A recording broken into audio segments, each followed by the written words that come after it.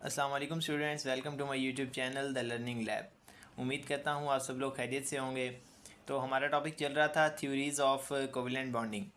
तो उसमें हमने वैलेंस बॉन्ड थ्योरी और हाइब्रिडाइजेशन हमने कंप्लीट कर लिया था। तो आज का हमारा टॉपिक है मॉलिक्यूलर ऑर्बिटल थ्योरी। तो मॉलिक्यूलर ऑर्बिटल थ्योरी हमारे पास प्रपोज की थी हुंड्स ने और मुलिकन ने। इन्होंने 1929 में हमारे पास ये थ्योरी प्रपोज की थी और ये थ्योरी जो है 1932 में अप्रूव्ड की गई थी।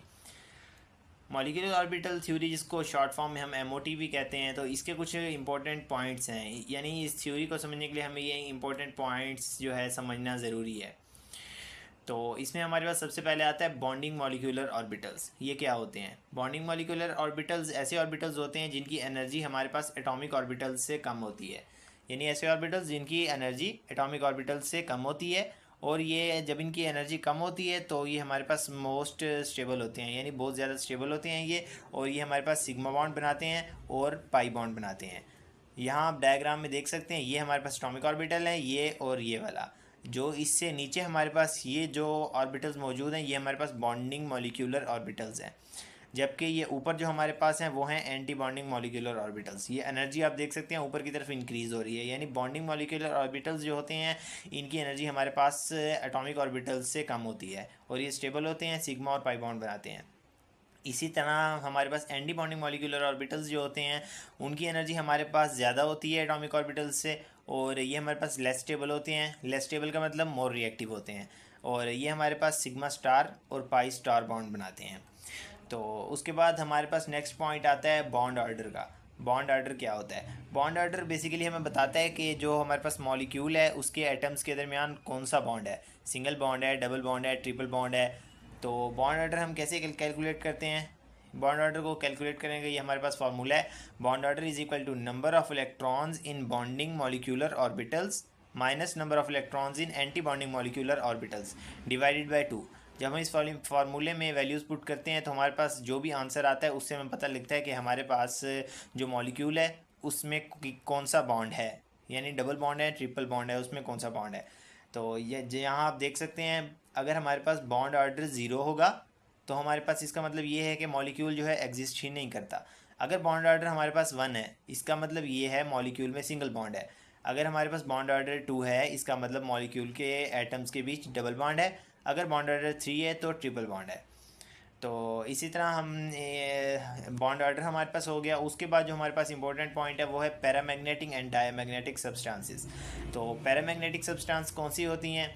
वो होती हैं जिनमें अनपेयर्ड इलेक्ट्रॉन्स होते हैं। और डायमैग्नेटिक सब्सटेंसेस वो होती हैं जिनमें हमारे पास पेयर्ड इलेक्ट्रॉन होते हैं।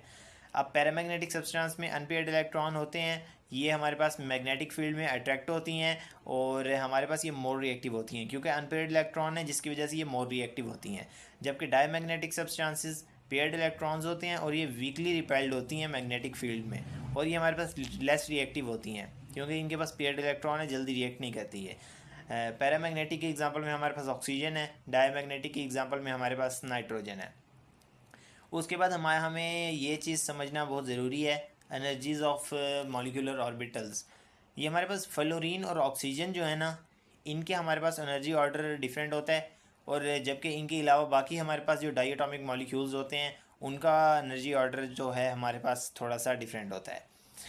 अब हमारे पास फ्लोरीन और ऑक्सीजन जो हैं और इनके जो आइंस होते हैं, तो उनका हमारे पास ऑर्डर जो होता है, यहाँ आप देख सकते हैं sigma one S, sigma star one S, sigma two S, sigma star two S. ये हम इंक्रीज़ इन एनर्जी की तरफ जा रहे हैं। यानी सिग्मा वन एस जो है हमारे पास, इसमें सबसे लेस एनर्जी होती है। जबकि ये लास्ट में हम देखें sigma star two P X है, इसके पास सबसे ज़्यादा एनर्जी होती है। तो अब हम चेंज किस में आ रहा है, यहाँ आप देख सकते हैं energy of F2 and O2 जो है उसकी, और other than F2 and O2 molecules हैं उनके हमारे पास सेम है, इलेक्ट्रॉनिक कन्फिग्रेशन सेम है। यानी एनर्जीज बाकी सब की सेम जा रही हैं। फिर डिफरेंस किस चीज़ में आ रहा है, ये जो मैंने अंडरलाइन किया हुआ है यहाँ, इसमें हमारे पास डिफरेंस आ रहा है। क्या आ रहा है यहाँ पे आप देखें, सबसे हमारे पास कम एनर्जी होती है, सिग्मा टू पी एक्स की एनर्जी कम होती है। जबकि टू पी वाई और टू पी जी की हमारे पास दोनों की बराबर होती है, लेकिन सिग्मा टू पी एक्स से ज़्यादा होती है। जबकि यहाँ पे हमारे पास क्या हो जाता है, यहाँ पे हमारे पास पाई टू पी वाई और जी की एनर्जी हमारे पास होती इक्वली है, यहाँ भी इक्वल होती है, लेकिन जो है ना इन दोनों की एनर्जी हमारे पास सिग्मा टू पी एक्स के मुकाबले में कम हो जाती है। यानी इसमें सिग्मा टू पी एक्स की एनर्जी कम है, इसमें हमारे पास सिग्मा टू पी एक्स की एनर्जी ज़्यादा होती है। तो हमने इसी तरतीब को जहन में रखते हुए आगे हमने डायग्राम बनानी है हमने। तो आगे चलते हैं, molecular orbital diagram of oxygen molecule हम आगे देखते हैं। तो ये मॉलिक्यूलर ऑर्बिटल डायग्राम आप देख सकते हैं। इसमें हमने ये डायग्राम हमने कैसे बनानी है, सबसे पहले हमें इलेक्ट्रॉनिक कॉन्फ़िगरेशन का पता होना चाहिए। यानी ये O2 मॉलिक्यूल की है, तो हम ऑक्सीजन की हम इलेक्ट्रॉनिक कॉन्फ़िगरेशन लिखते हैं। ये हमने लिखी 1s2 2s2 2px2 2py1 2pz1। तो यहाँ आप देख सकते हैं इस डायग्राम में हमने क्या करना है। सबसे पहले हमने ये एक तरफ एक लाइन ड्रॉ करनी है, ये हमारे पास एटॉमिक ऑर्बिटल्स को शो करेगी, एक एटम के एटॉमिक ऑर्बिटल्स, यानी ये एक ऑक्सीजन एटम के एटॉमिक ऑर्बिटल्स को ये लाइन शो कर रही है और दूसरे ऑक्सीजन एटम के एटॉमिक ऑर्बिटल्स को ये लाइन शो कर रही है। तो हमने अब क्या करना है, यहाँ पे हमने सिर्फ 2s से स्टार्ट किया है। अभी हमारे पास इससे पहले आप यहाँ देख सकते हैं, यहाँ हमारे पास 1s2 भी है। इसकी डायग्राम हम नहीं बनाते, इसको डायग्राम में हम शो नहीं करते, क्योंकि इसकी डायग्राम हमारे पास बिल्कुल ऐसे सेम ही होती है, क्योंकि इसके पास पूरे इलेक्ट्रॉन्स होते हैं और वो दोनों जगह फिल हो जाते हैं। जैसे आप यहाँ देख रहे हैं 2s की डायग्राम है ना, वैसे ही हमारे पास 1s की होती है। हम इसको ज़्यादातर बनाते नहीं हैं, पेपर में इसको बनाने की ज़रूरत नहीं होती। तो लेकिन हम जब बॉन्ड ऑर्डर कैलकुलेट करते हैं तो उसमें हम इसके 1s2 जो है इसके इलेक्ट्रॉन्स भी हम शामिल करते हैं। तो हम यहाँ हम डायग्राम बना रहे हैं 2s2 से, ठीक है। ये 2s2 आप देख सकते हैं, एक ऑक्सीजन मॉलिक्यूल का ये लिखा मैंने 2 इलेक्ट्रॉन्स के साथ और ये दूसरे का। तो हमारे पास इनके दरमियान इस तरह से बॉन्ड बनेगा, ये सिग्मा 2s, इसके पास 2 इलेक्ट्रॉन, ये सिग्मा स्टार 2s। हमें इलेक्ट्रॉन्स कैसे फिल करने होते हैं, सबसे पहले 2 इलेक्ट्रॉन इसमें फिल करेंगे, उसके बाद बाकी जो इलेक्ट्रॉन बचेंगे इसमें फिल करेंगे। जैसे यहाँ हमारे पास 2 यहाँ और 2 यहाँ 4 थे, तो ये हमने 4 फिल कर दिए। तो इसी तरह हम बाकी ये डायग्राम बनाएंगे। अब ये डायग्राम में हमें कैसे पता लगेगा, हमने पाई टू पी वाई और जी को ऊपर रखना है, यानी उनकी एनर्जी ज़्यादा है हमारे पास या एक्स की ज़्यादा है, तो वो हमें पता लगेगा इस वाले ऑर्डर से, ठीक है। इस वाले ऑर्डर से आप देख सकते हैं ये ऑक्सीजन मॉलिक्यूल में हमारे पास एनर्जी किसकी 2pz और y की एनर्जी ज़्यादा है 2px की कम है, तो हमने 2px को यहाँ पे हमने नीचे रखा है, ठीक है। पाई टू पी वाई और पाई टू पी जी को हमने ऊपर रखा है। तो अब हमने ये डायग्राम बना दी और उसके बाद जो है हम इलेक्ट्रॉन्स की फिलिंग करेंगे। इलेक्ट्रॉन्स की फिलिंग कैसे करेंगे, दोनों ऑक्सीजन एटम्स के इलेक्ट्रॉन्स हम काउंट कर लेंगे टोटल कितने हैं। जैसे आप यहाँ देख सकते हैं 1 2 3 4 और 4 इधर 8, टोटल हमारे पास 8 इलेक्ट्रॉन्स हैं। तो हम फिल कैसे करेंगे, सबसे पहले 2px में 2 इलेक्ट्रॉन फिल कर देंगे, उसके बाद इसके ऊपर हमने अलग-अलग फिलिंग करनी है, यानी इसमें हम सबसे पहले एक इलेक्ट्रॉन फिल करेंगे और एक इसमें फिल करेंगे, ठीक है। अगर हमारे पास इलेक्ट्रॉन बचेंगे तो हम फिर दूसरा और 7 इधर फिल करेंगे और एक और इधर फिल कर देंगे। अब हमारे पास कितने हो गए इलेक्ट्रॉन, 1 2 3 4 5 और ये 6, लेकिन हमारे पास टोटल कितने थे 8, इसलिए हमने एक यहाँ फिल कर दिया पाई स्टार 2py में और एक पाई स्टार 2pz में हमने फिल कर दिया इलेक्ट्रॉन। तो हमारे पास ये इसकी डायग्राम हमारे पास कंप्लीट हो चुकी है। हमारे पास सारे हमने ऑर्बिटल्स, ये हमारे पास ये जितने भी हैं ना ये दरमियान वाले, ये सारे मॉलिक्यूलर ऑर्बिटल्स होते हैं, ये एटॉमिक ऑर्बिटल्स और ये भी एटॉमिक ऑर्बिटल्स, ये हमारे पास मॉलिक्यूलर ऑर्बिटल्स बनते हैं O2 मॉलिक्यूल के। तो अब हमने इसकी आखिर अब हम इसका बॉन्ड ऑर्डर देखते हैं। बॉन्ड ऑर्डर हमने कैसे देखना है, number of electrons in bonding molecular orbital. Bonding molecular orbital वो होते हैं जिनकी एटॉमिक ऑर्बिटल से एनर्जी कम होती है।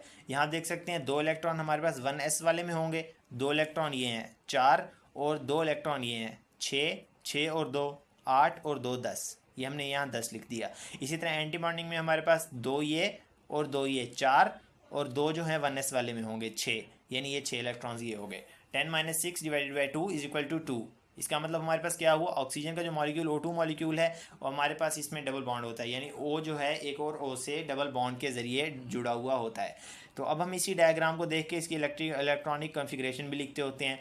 जैसे हम सबसे पहले हमारे पास सिग्मा 1s2 होगा, उसके बाद सिग्मा स्टार 1s2 होगा, फिर उसके बाद हमारे पास क्या होगा, ये सिग्मा 2s2 होगा, क्योंकि इसमें 2 इलेक्ट्रॉन है इसलिए हम 2 लिख रहे हैं यहाँ। उसके बाद हमारा सिग्मा स्टार 2s2 होगा, उसके बाद हमारे पास सिग्मा 2px है, उसके बाद सिग्मा 2py, सिग्मा 2pz ये आ गया, सिग्मा 2pz2 है, पाई 2pz2।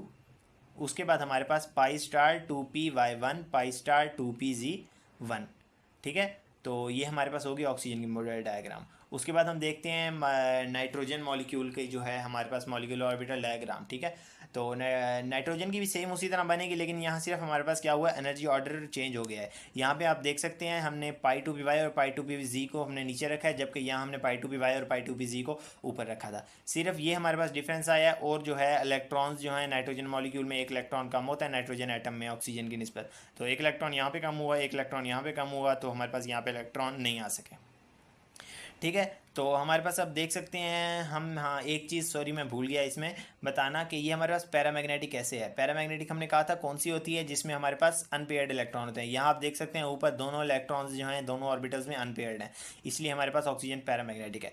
ठीक है, जबकि नाइट्रोजन भी आप देख सकते हैं हमारे पास कोई अनपेयर इलेक्ट्रॉन नहीं है, ये पेयर्ड है। ठीक ठीक है, तो हमारे पास क्या होगा, ये हमारे पास डायमैग्नेटिक है। तो इसका बॉन्ड ऑर्डर भी हम ऐसे ही कैलकुलेट करेंगे। ये दो इलेक्ट्रॉन्स, ये दो चार, दो छः, दो आठ और दो वन एस में होंगे 10।